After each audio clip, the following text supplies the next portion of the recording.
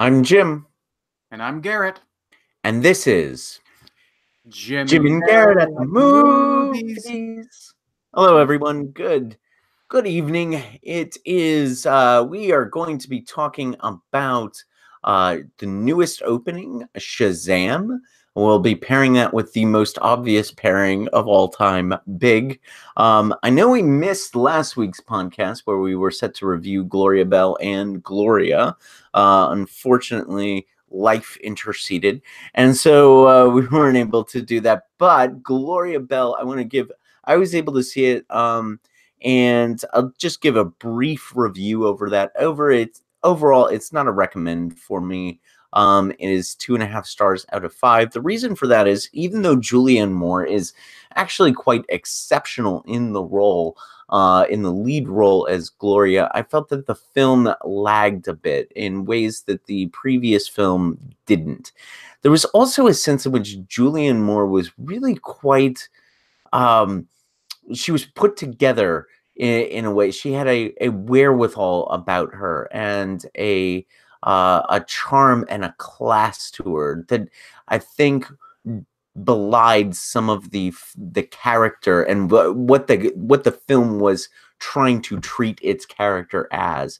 This is not as true in the original version, in which you sort of take one look at Gloria and you sort of feel bad for her in the original film, in the original foreign language film. But Julianne Moore didn't have that quality to her.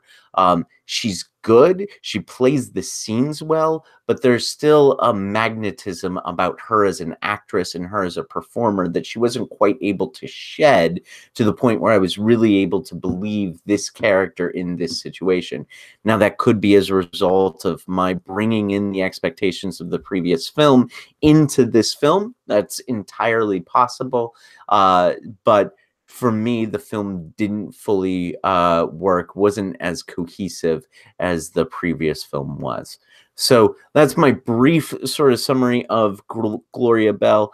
Can't recommend it. 2.5 out of 5 stars.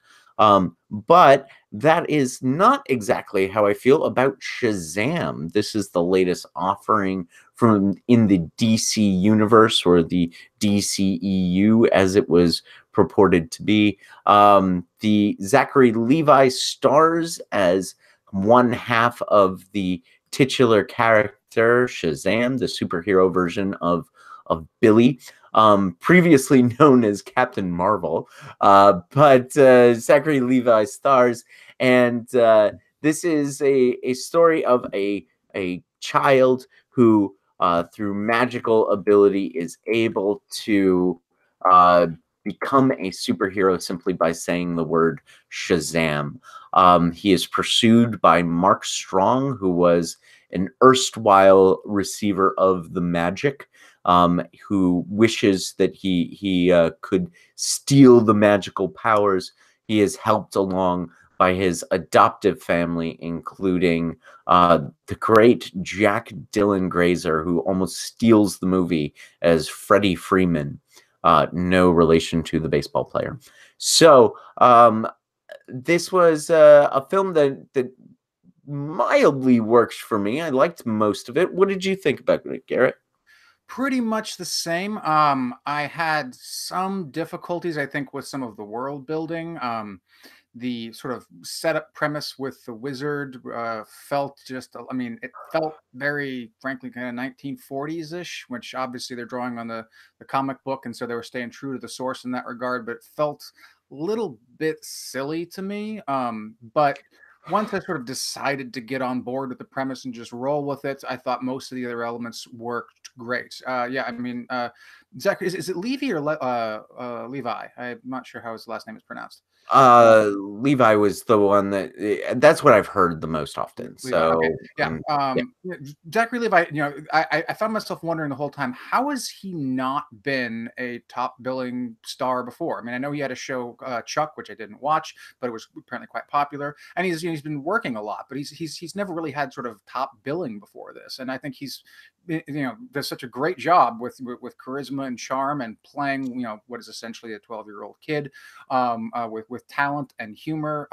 He definitely was great in the role as Shazam. Mark Strong always plays an excellent villain. The supporting cast of his family, his adopted family, I thought were all sort of hit their notes just right. I think this is easily the second best film in the DCEU after Wonder Woman. Yeah, I can agree with most of that. I liked I had a lot of problems with some of the sort of logical errors, even on a scene to scene basis. There's one point where one of the characters leaves the house. He is pursued by two other characters in a car, whereas he is on foot. And then it's cut to the next scene, and that character is alone. And we're like, well, wait a second. How did they not catch up with him? Like those types of logical, almost CinemaSins-esque errors were some of the things that sort of kept me from enjoying the film. There was times when it was a bit too campy for my taste and a bit too um, it was sort of cloying in its delightfulness at points. However, like you, at a certain point in the film, and this happened in the second act for me, I decided to just sort of go along with it, and I ended up enjoying myself quite a bit. There are moments that sort of deconstruct the superhero genre in really fun ways.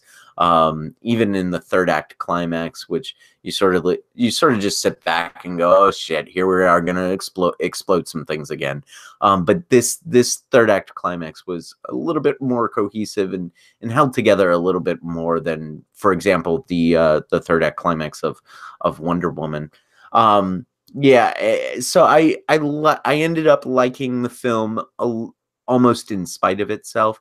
There was another element of the film that worked really well for me, and that was, I think the film had quite a bit of heart. There's a plot associated with Billy's relationship with his foster family and his relationship with his mother.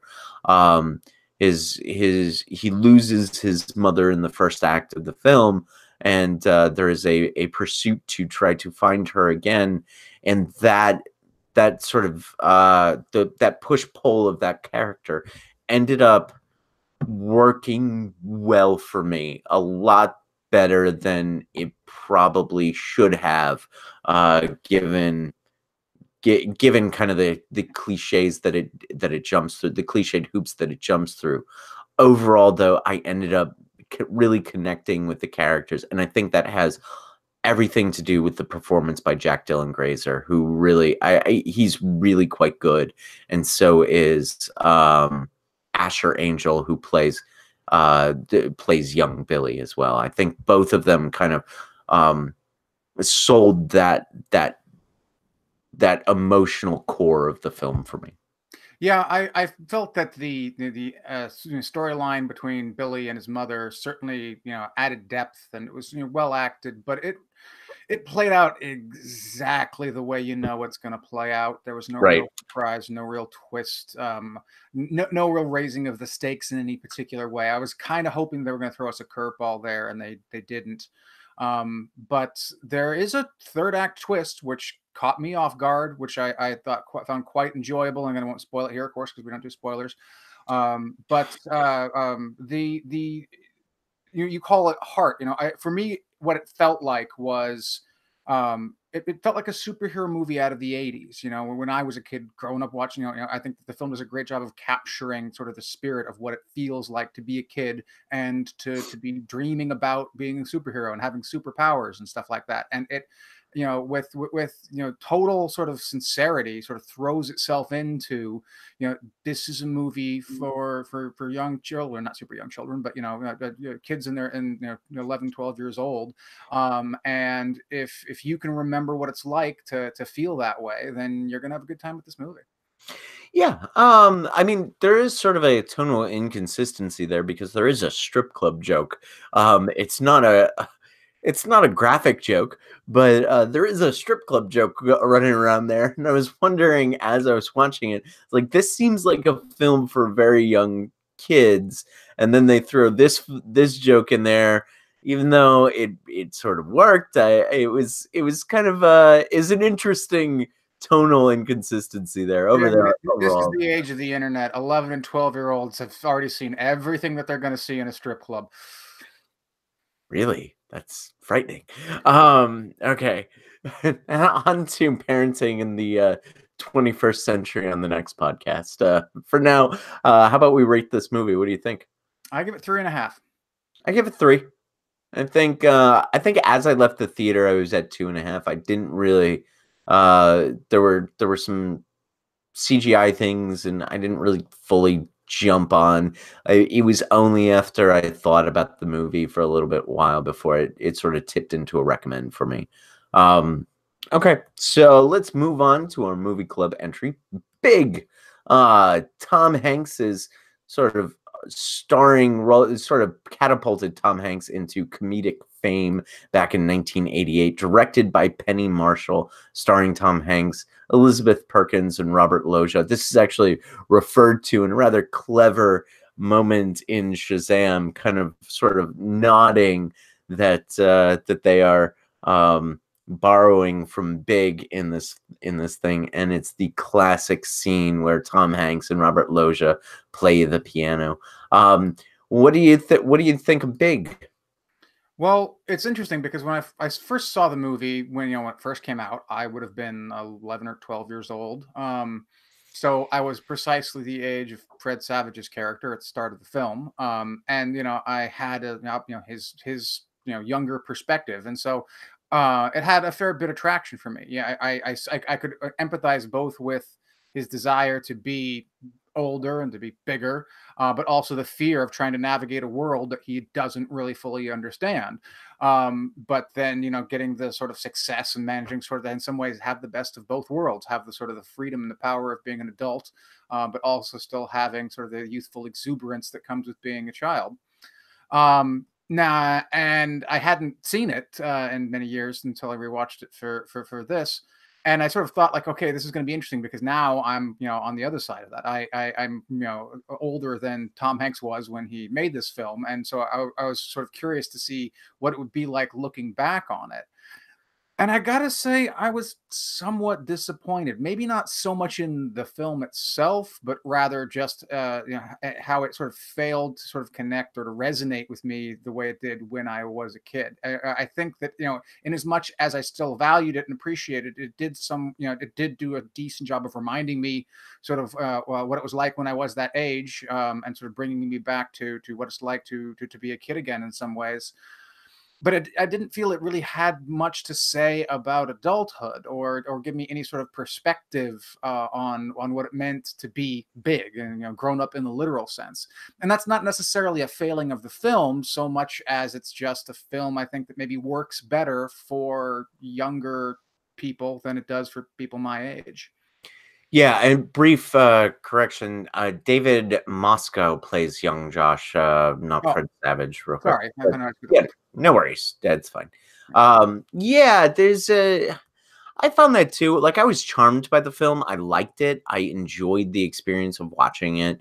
I think that what you're kind of looking for, the film attempts to do with the Robert Loggia character. That's a character that sees in Josh, this youthful exuberance that perhaps he wishes he had. It's the adult characters around Josh that kind of try to inform what the film is saying about adulthood. And what the film is saying about adulthood is kind of that it sucks.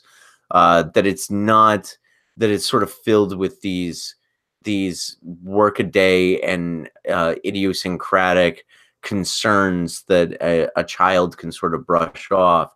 I love this scene when they receive their paychecks for the first time, and the guy is like, "Yeah, 100 whatever dollars. They really screw you." And Tom Hanks gets his paycheck. $100. This is amazing. I'm off on the amount there, but you get the idea that like that's kind of I think that's what it's saying about adulthood. If it's saying anything at all, it's just saying that this is a slog that youthful exuberance kind of flies in the face of, or is the antidote to.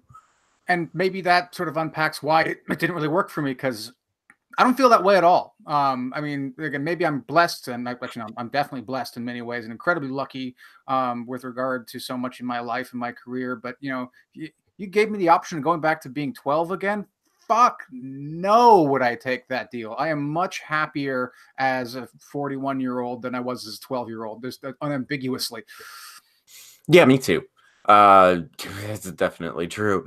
And I think that although if you gave me the chance to go back and do my 20s again, I might take that. So maybe that's the new big, you know, a 20-year-old wishes he was 40 and then realizes, no, I would really rather be 20. Yeah, and Elizabeth Perkins's character when she's saying goodbye to Josh, she's there's really an embrace of that childhood wonder that I think is sort of this fictionalized version of childhood. I think a film like Eighth Grade captures more what I felt as a child than Big does. Mm-hmm. Maybe that's just because I was not as happy as young Josh was.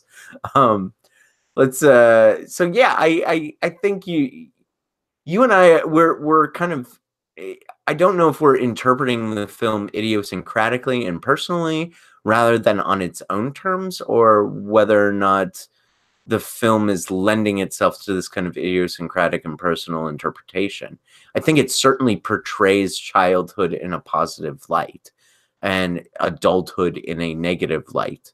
Um, but I think individual audience members' response to that portrayal could likely vary between audience members. What do you think? Yeah, no, I think that's highly likely. I mean, again, maybe the single largest factor will be how much you enjoyed your childhood versus how much you're enjoying your adulthood, or how much you imagine you will enjoy your adulthood if you're still young. And that could definitely be a huge variable. So, like I say, it's not so much that I felt the film was worse than I remembered. It just felt like it didn't quite sit with me the way it once did. And yeah, I think that's probably there's going to be a lot of variability between audiences, especially if you're coming back to this film after having not seen it for 30 years. Sure. And I think we could both agree, though, that it's well made, that it's paced well, that the plot is structured well, that the characters are finely drawn, especially Josh's little sidekick, I believe. Am I right, Billy? Yeah, like that whole relationship, I think, is really good. Even Robert Loggia, I think, gives a fantastic performance. So we can agree that the technical merits of this film are actually really quite strong, right? Certainly. And of course, I mean, it almost goes without saying. I mean, we haven't even said it so far that, of course, Tom Hanks is just wonderful. I mean, he's pitch perfect for the role. It's odd. The poster is just a blown up picture of his face with a smile, and that completely sells it. Hanks is, of course, an incredibly versatile and very talented actor. This was him sort of earlier in his comedic days. Alumni of my university, I feel like I have to sort of throw in there just Oh, nice. while we're at it. And Alumni of SAC. Sacramento State, yeah. Oh, how about that? Alumni. He attended here. Actually, I don't think he graduated here. But he did attend.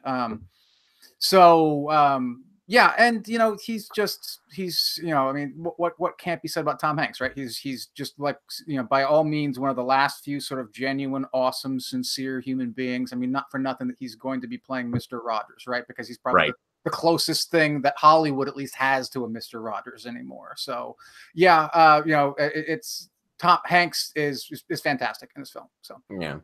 And we should probably also mention, since we are covering this film, that it does have a few problematic. I forgot to mention this earlier, because it really doesn't bother me too much. But there's a problematic element in the fact that we do see a 30-something-year-old woman have sex with a 12-year-old boy in this movie. That's I don't know. That doesn't bother me terribly. In the film, although maybe it should. What is your reaction to that, sort of as kind of, yeah, that happens, as mine is? yeah, I mean, it's sort of weird because, again, I remember when I was young and watching it and seeing that with envy. I mean, I remember thinking that would be awesome. How awesome would it be to be, a kid that could have sex with a gorgeous adult woman? In retrospect, yeah, it doesn't quite feel that way, but it's this weird dual consciousness because the child me was imagining it as a fantasy, not as a reality. You know, the adult me understands that the reality is something like that's a lot uglier than you imagine it to be when you're a kid. So, you know, it was the 80s. It was kind of a, you know, gentler, stupider era about these sorts of things. You know, their South Park had that whole run about how, you know, when a older woman has sex with a younger boy, it's nice, you know, and they underscored that repeatedly so well to sort of show how ridiculous the double standard. Yeah, if you swap the gender roles in this film, it would not. It would, even in the 80s, it would have been pretty off-putting and pretty atrocious. And it, you know, it seems to me that it's not just some sort of political correct consistency going on here. There's a genuine issue with that angle of it. And, you know, again, I think the only thing you can really do is say they didn't really know better back then, and neither did I. So it's hard to blame them. Yeah, I mean, I think it's sort of an aspect of the film that doesn't bother me too much. I don't. Maybe it should. Maybe it should more than it does, but it's not an aspect of the film where I'm like, "Oh yeah, that's the let's put it this way. The uh the sexual assault that occurs in Revenge of the Nerds bothers me a lot more than the sexual assault, supposed sexual statutory rape, I guess is a better phrase for it, in Big. I Oh, find this, yeah, like that is far more upsetting than this one. mhm. And both are sort of played off for comedic purposes. And in this case, though, I think that there's a wherewithal to Josh's character that is completely absent in the Revenge of the Nerds case. Um, so yeah, overall, what would you give this? Again, it's hard to say because, like as you note, the technical merits of the film are all solid. I again remembered having very enjoying it very much and having very fond feelings of it, like pretty much everyone when it first came out. But you know, from with the years I have behind me now, looking back on it, for me it hasn't quite aged as well. So I, you know, I was going into it, I probably would have given it 4 stars just from memory. But having rewatched, actually, I got to sort of downgrade it to a 3. Yeah, I'm at 3.5, so we're similar. We're in the same vein in both of these films. You're at 3.5 on Shazam. I'm at 3. I'm at 3.5 on this. Mainly for Tom Hanks's performance, and I think Penny Marshall is also the unsung hero of Yeah. this And this film. Mercedes Rule, as the mother, Oh, right, she's yeah, yeah, fantastic. Yeah, too, yeah. yeah. So we'll move on to our news segment. Our news segment is that we're not watching the news. It's sort of a joke, but Avengers Endgame dropped a scene today. We were going to give our reaction to it, and then we decided that we don't want to. I don't know about you, Garrett, but I want to go into Avengers Endgame completely un. I don't want to see anything more. Yeah, I've seen too much, you know, it's not that I don't like what I've seen, I do, but, you know, there's this is one of the few films I think where they honestly could have released no trailer at Right. all, just announced when it's gonna come out, and it still would make $300 million in the opening weekend. I'm already hyped. I'm already had my hopes up, frankly, probably too much, to be perfectly honest. I think it's gonna be really hard for them to stick the landing in a satisfactory way. But you know, yeah, I'm gonna be there as early as I can. So no trailers, no spoilers, no more information. I'm good. You don't have to reel me in. I'm already on the line. Have you gotten your tickets already? No, it's I can't think that far in advance. It's, You that's the end of the actually month, for God's sakes. You actually should, because I tried to get tickets for Thursday night in Evansville, Indiana, and I haven't been able to find tickets for 3 people together. It's 2 in the front and one right behind. That's the only thing that I was able to find in Evansville, Indiana on the Thursday night screening. So this is the only tickets available at the particular theater that I go to is just available in the front row. So I actually recommend. This is it sold out. It broke the pre-sale records on Fandango within I think 6 hours. I believe I could be mistaken on that particular fact, but it broke the pre-sale box office records really, really quickly on Fandango. Let me check that. Yeah, within 6 hours, eBay has tickets with bids up to $60,000 for 4 tickets in New York. What Um, the fuck, people? God damn it! I want to see the movie too, but that's yeah. Early tracking indicates that it will have a $282 million opening domestically and $840 million worldwide. Both would break records for opening weekend grosses. Um, I will note that the Russo brothers are on record as saying that some of the trailers are misleading, and they have altered some of the trailer footage in order to um kind of not give away some spoilers. So even if we had watched this scene that they released, it's entirely possible that this scene isn't in the movie, and the Russo brothers are just kind of throwing us a red herring. Hmm. I kind of hope that's true, but I'm not going to risk it by watching this Captain Marvel scene that they have released. I don't know if I ever told you this, but I thought that the best idea for Avengers Infinity War was to sort of change the release schedule so that they sold Avengers Infinity War as the last MCU movie. Didn't have Captain Marvel, didn't have Ant-Man and the fucking Wasp. Um, and then they just sold it as this is the MCU. We all go see the last movie of the MCU. It's Avengers Infinity War. It ends the way it does. No spoilers for Infinity War, although sort of. And then they low-key release Endgame a year later. And with no fanfare whatsoever. Oh, by the way, we've got a movie dropping. That's the way J.J. Abrams would have done it, and it would have set the internet on fire. So that would have been a fantastic idea, but of course they didn't do it. So, um, anyway, yeah, we will both be there for Endgame. We will be covering Endgame, of course, when it comes out.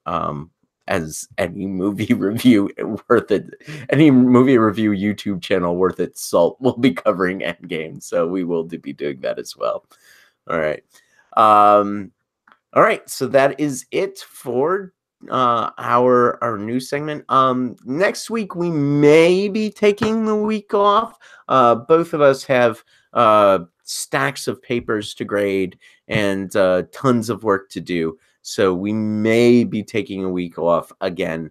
But stay tuned. We will keep you updated about what our review schedule is, and we will see you when we see you. Thanks for watching. My name is Jim. And I'm Garrett. And this has been Jim and Garrett at the Jim and Garrett at the movies. movies. Whoa, we were way off there. Good night, everybody.